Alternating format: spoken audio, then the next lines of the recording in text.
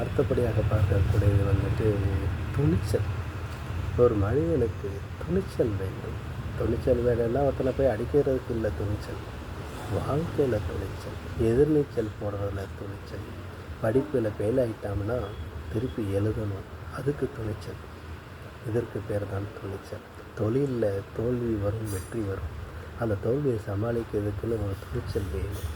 தற்கொலை பண்ணுறதுக்கு போகும்போது துணிச்சல்னால் செய்யக்கூடாதுங்கிற இது வரணும். கவலையை மாற்றக்கூடிய துணிச்சல் வர வேண்டும்.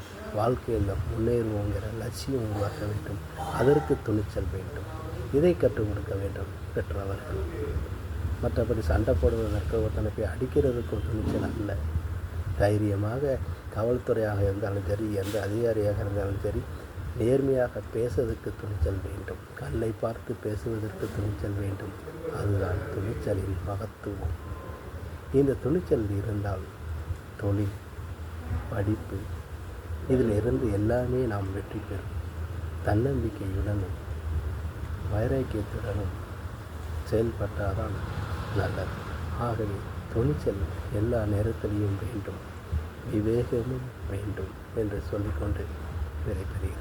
எல்லோருக்கும் வாழ்க்கையில் துணிச்சல் இருக்க வேண்டும். நன்றி.